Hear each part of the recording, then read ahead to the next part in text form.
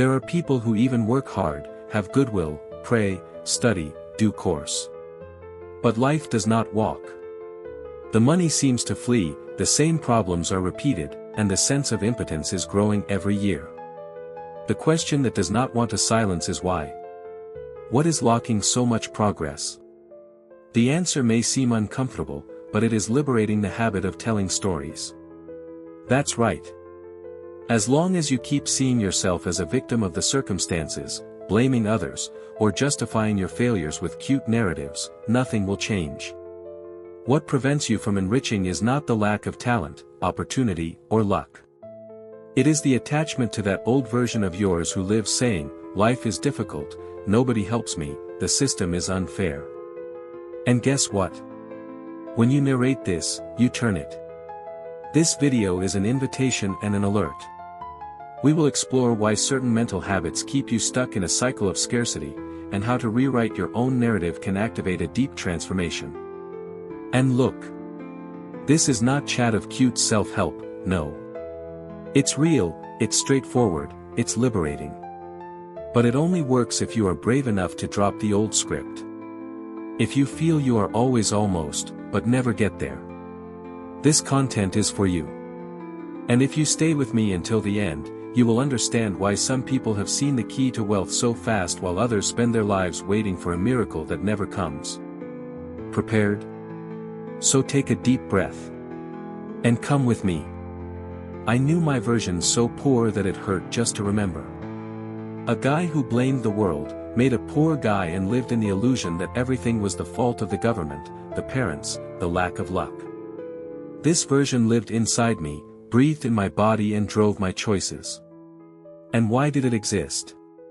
Because that was the narrative that I repeated day after day, made a scratched album. Life treated me as I said she was.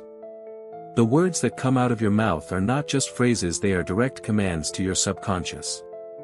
If you live saying that everything goes wrong, that you were born to suffer, that there is no way. Guess what happens? You start wearing this character. And you don't even realize that you have become the protagonist of a story you wrote yourself, but with a failed script. The narrative becomes identity, and the identity becomes fate. It is very subtle, but devastating.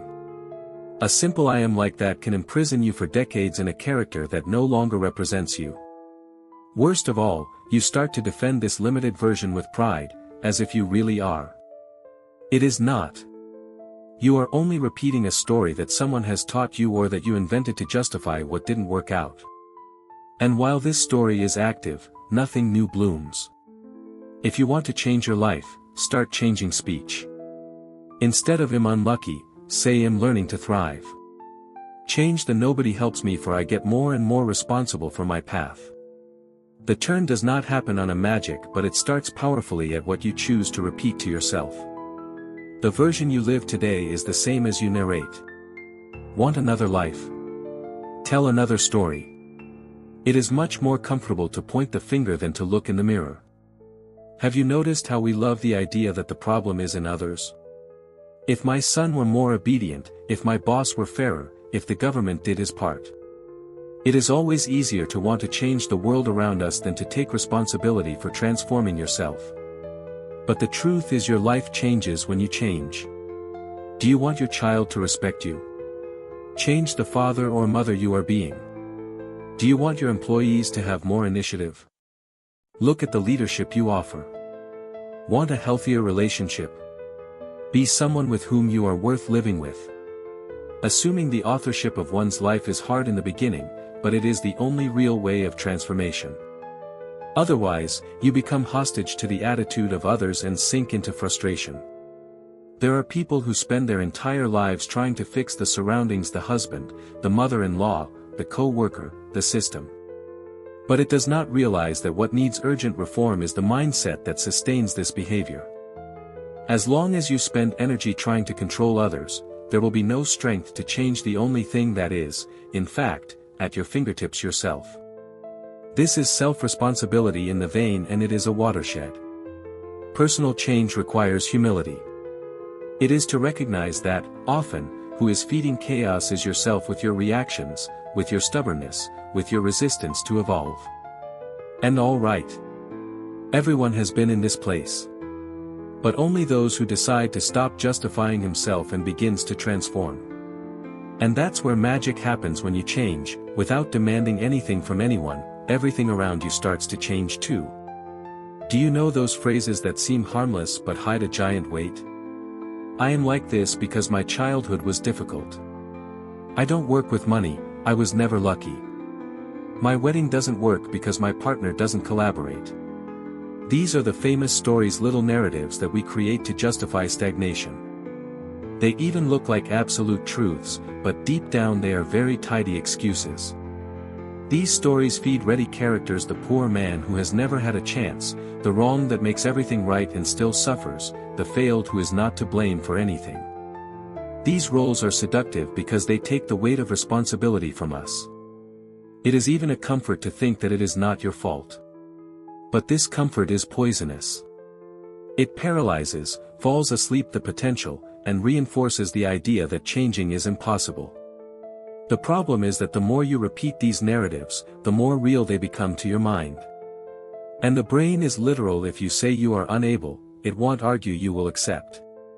And so the cycle repeats itself. You live situations that reinforce your beliefs, and your beliefs reinforce the stories. It is an invisible imprisonment.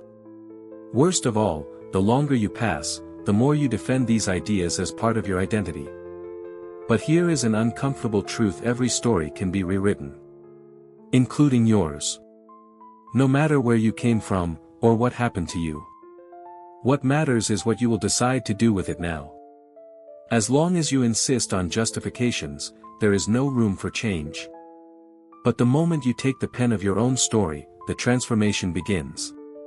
And she begins with her speech, with her thinking, with her courage to get out of the role of victim. I've seen people lose 70 pounds without medicine, just changing the way I saw each other in the mirror. I saw people get out of debt and become rich after they stopped repeating money is not for me. I saw dependents drop old addictions when they realized that this destructive version was not the only possible.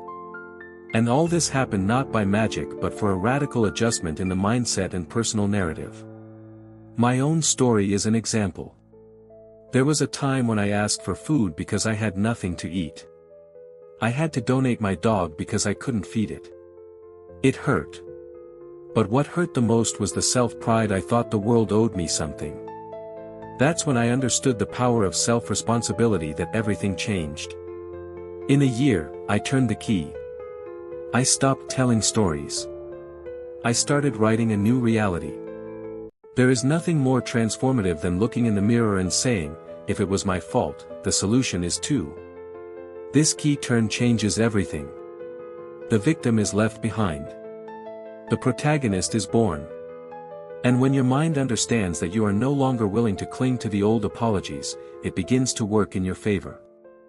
This is where you create true progress, not only financial, but emotional, spiritual, existential. The lesson is clear: if anyone did it, you can. The difference between those who advance and who crashes is the kind of narrative that feeds.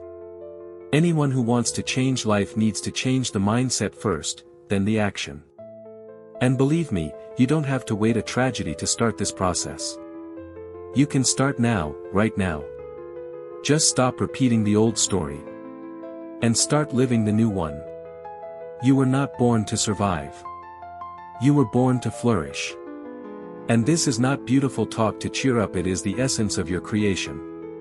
When you were generated, the universe already had a full plan reserved for its existence. But over time came fears, guilt, stories inherited from family, society, school. And you began to believe that being happy, prosperous, and fulfilled was the privilege of few. The truth is that its essence is abundant. But when you repeat that you don't give me, this is rich, or who wants, you have nothing, you block access to what your right is already. It is these small phrases, repeated for years, that create an invisible wall between you and the realization. And this wall is not made of concrete, it is made of narratives you have built yourself and insists on maintaining. Notice how we often feel ashamed to want more. As if dreaming is arrogance. But dreaming is a sign that your soul still remembers what it came here. You didn't come to just pay slips and wait for the weekend. You came to live in expansion. And it starts when you recognize that it is not the world that limits you, it is your mindset that has been playing against you. So here is a direct question: which story do you still repeat that you are sabotaging your prosperity? Maybe it's the idea that you were not born for it, or that it's too late. Whatever, it's time to face.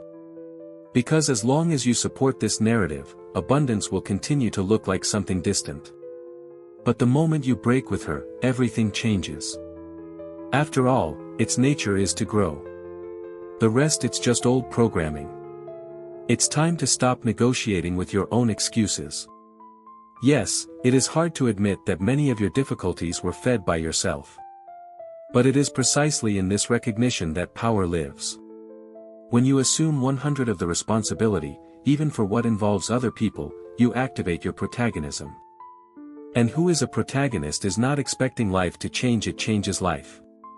Now I ask you, what version of you need to be left behind? What little story do you need to bury today so that a new narrative can be born? As long as you keep saying the problem is the other, you will continue in the same place. But when you say, it happened because of me, you'll be freeing yourself. This radicality may hurt at first, but then heals. You deserve to live with purpose, with progress, with fullness. But for that, you need to put the pride aside, abandon the self-pride, and stop wearing characters that no longer match their essence. The life you want is not in another country, another job, or another partner. It starts within you, your mind, and in your words. If this content made sense to you, you subscribe to the channel now, activate the bell, and come with me on this journey of transformation. Here, we will rewrite stories to live grand realities.